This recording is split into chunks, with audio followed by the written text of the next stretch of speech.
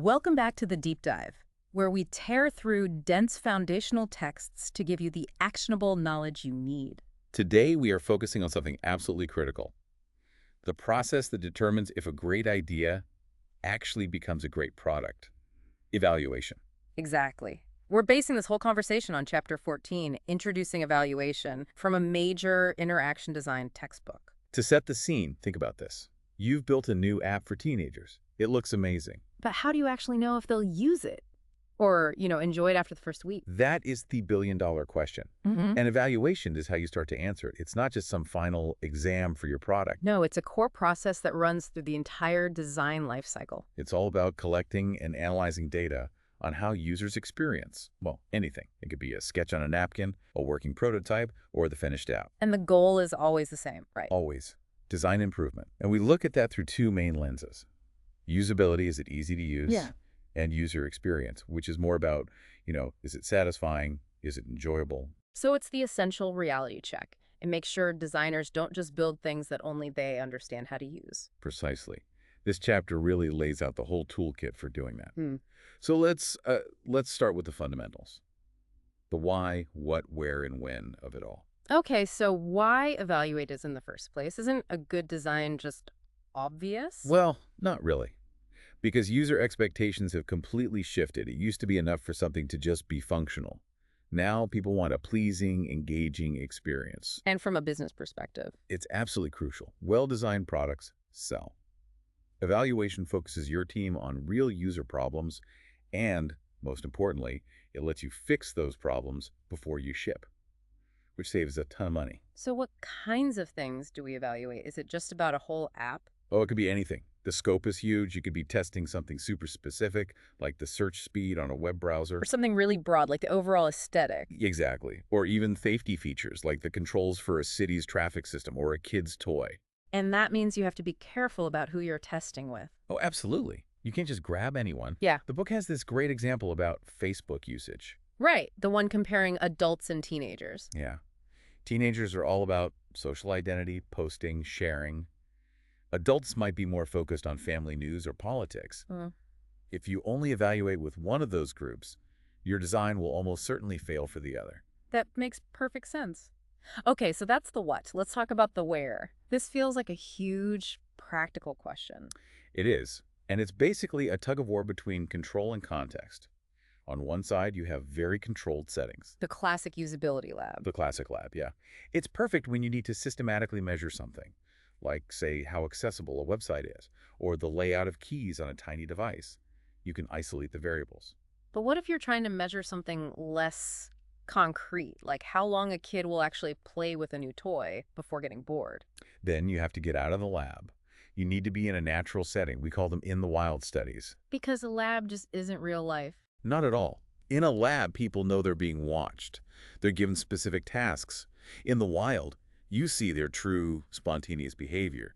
You see how interruptions and boredom actually happen. The chapter also mentions a compromise here, the living lab. Right, so a living lab is something like a home or a gym that's been kitted out with monitoring tech. It tries to get the best of both worlds. But I wonder, doesn't that just make the natural setting feel kind of artificial? That's the big dilemma, and it's a great question. You get long-term data, but you do risk influencing the very behavior you're trying to observe. It's a trade-off. A balancing act, as always. So, last of the big four, when do we evaluate? All the time. Evaluation that happens during the design process, on sketches, on early prototypes, that's called formative evaluation. It's forming the product. And then the big test at the end. That's summative evaluation. That's when you assess the success of the finished product. Yeah. But, in modern agile design, evaluation can be almost continuous. Okay, that gives us the map. Let's get into the actual methods. The book groups them into three main categories, right? Yep, three big buckets based on that control versus context idea we were just talking about. Okay, lay them out for us. First, you have controlled settings with users. That's your labs. Great for finding specific usability problems, but you lose the real-world context. Second. Natural settings with users. So, field studies. Here, you get all that rich context, but it can be messy and take a lot of time. You have very little control. And the last one is a bit different. It is. It's any setting, but without directly involving users. These are methods where experts or consultants critique a design, or you use modern analytics. It's fast, but you might miss some really unpredictable user behavior. This is where it gets really interesting. Let's break down those methods, starting with that high control group. What's usability testing, really? So it's that structured process. You Mm. bring users into a lab, you give them tasks, and you watch what happens. You're observing, interviewing, maybe logging their clicks. And the goal is just to see if they can do the task. That's the core of it, yeah. Can a typical user do a typical task? But critically, the findings often go into what's called a usability specification. Which sounds very formal. It is, and it's important. It's not just make the button bigger. It's a user must be able to complete this task in under 15 seconds 95% of the time. It sets a clear, measurable benchmark. And we're seeing this kind of rigor pop up everywhere, like in healthcare with things like Fitbit or other monitoring devices. Oh, for sure. Because even if a device looks beautiful, if the basic usability is bad, it could have serious consequences. Aesthetics can't compromise function in those cases. Now, if you need even more control, you go beyond testing. You run an experiment. Exactly. An experiment is the gold standard for proving cause and effect. You strip away every other variable you can. Like that example with the tablet keyboards. Right. Comparing a virtual keyboard to a physical one to a swiping one, you measure speed and errors. Mhm. In a hospital, finding the keyboard that's even 5% faster could genuinely save time in an emergency. That's why that level of control matters. Okay, let's flip to the complete opposite end of the spectrum. Natural settings, field studies. Field studies are all about discovery. You go out into the world to see what people's needs are, to find opportunities for new tech. And a specific type of that is the in the wild study. Yeah, that's where you actually deploy a new prototype, maybe even a disruptive technology, into people's everyday lives. The researchers have to give up control. They rely on things like diaries or check-in interviews. Because you can't be there 24/7. You can't. The most interesting things might happen when you're not around. And we can do this online too, right? In games or communities. For sure. That's a virtual field study.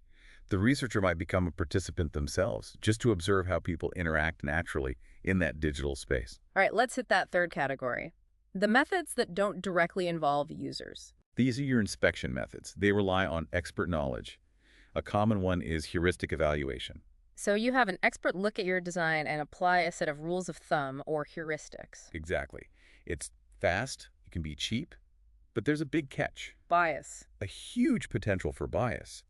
If your evaluators are inexperienced or just have their own pet peeves, they can send your team down a completely wrong path. And there's another one in this category, the cognitive walkthrough. Right. This one's a bit different. You're simulating a user's thought process step by step as they try to figure something out. It's really focused on evaluating how easy a system is to learn. This is also where big data comes in. Analytics. Yes, web analytics, learning analytics. You're logging and analyzing data from thousands, maybe millions of users remotely. Stuff like Google Analytics, how long people stay on a page, where they click. All that stuff. It gives you a huge amount of quantitative data. And finally, in this group, we have models. Models are predictive. The classic example is Fitts law. It's a mathematical formula that can predict how long it will take you to move your mouse and click on a target of a certain size at a certain distance. So designers can use that to optimize a layout before anyone even touches it. That's the idea. It proves, mathematically, why making a button too small or too far away is a bad idea. It builds friction right into the system. So it's clear that you rarely just use one of these methods in isolation. Almost never. You combine them. You might do a lab study and follow it up with some observation in the field. And you mentioned opportunistic evaluations, too. Right, which are just super informal checks, taking a sketch to a coffee shop, getting 5 minutes of feedback. It's a quick way to see if an idea even has legs before you invest in building a prototype. To really make this concrete, let's look at those two case studies. First, the experiment on game engagement. That was a super controlled lab study. It was. Mandrake and Inkpen in 2004. They had people play an ice hockey game, either against the computer or against a friend sitting right next to them. And they wanted to measure something deeper than just performance. They wanted to measure fun. Pretty much. And they did it in two ways. First, they used questionnaires. Unsurprisingly, people reported having way more fun playing against their friends. But the really cool part was the other data they collected. The physiological data. They hooked people up to sensors that measure things like sweat and heart rate, classic indicators of excitement and arousal. And what did that show? It showed that, objectively, people were more physiologically aroused, more excited when playing against another person.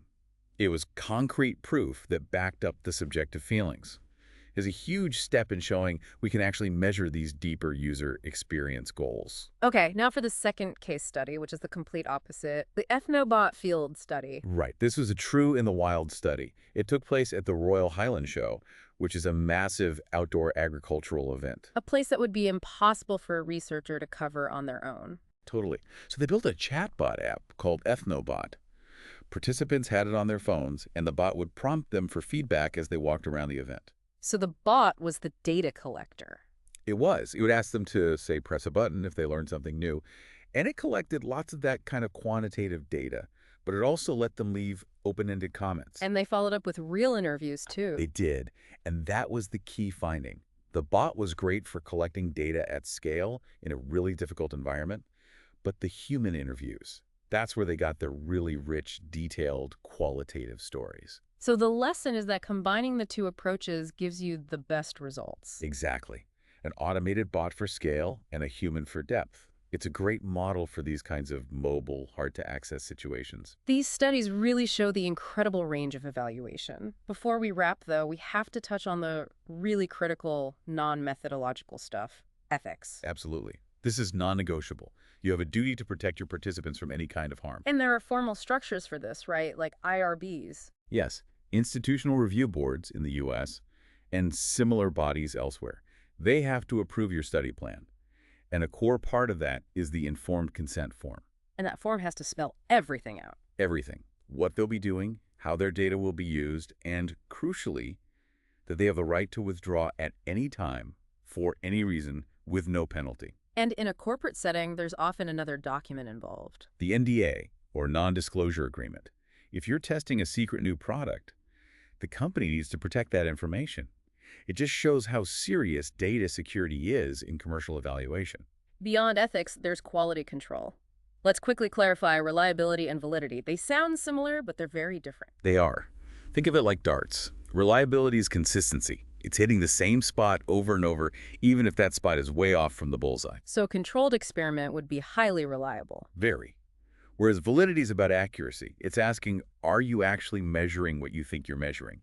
It's hitting the bullseye itself. So a lab experiment to understand how a family uses a new smart thermostat would have low validity. Terribly low validity. You'd need to be in their home for that. That brings up ecological validity, which is just about how the environment itself affects the results. A lab has low ecological validity. And that's tied to the Hawthorne effect, right? Exactly. The fact that people change their behavior just because they know they're being studied. Mm. We also have to watch out for bias, like an expert evaluator who is too focused on one type of flaw. And circling back just for a second to a practical method, crowdsourcing. Right, tools like Mechanical Turk. You can get data from thousands of people incredibly fast and cheap. One study found it was a sixth of the cost of a lab study. But there are ethical questions there, too. There are. Around fair pay and proper acknowledgement for the people doing that work, it's a huge efficiency gain, but you have to balance that with treating people fairly. This has been a really thorough tour of the whole evaluation world. So to boil it all down, remember those three categories: controlled settings, natural settings, and no user settings. And the difference between formative evaluation, which guides design, and summative, which judges it. And no matter what method you choose, informed consent and a sharp eye for validity, reliability, and bias are just.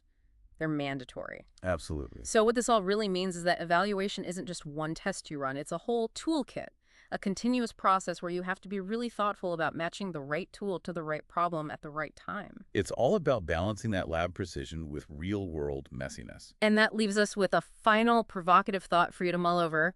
That Mandrick and Ink Pen study was so powerful because it used physiological data, heart rate, sweat, to get at a deeper human experience like fun. Right. It went beyond just time and errors. So as we move into more immersive technologies like VR and AR, where engagement is so much deeper and more complex, what new physiological measures or data sources, beyond the ones we already use, might we need to truly evaluate the depth of those kinds of experiences? Something for you to chew on as you move forward.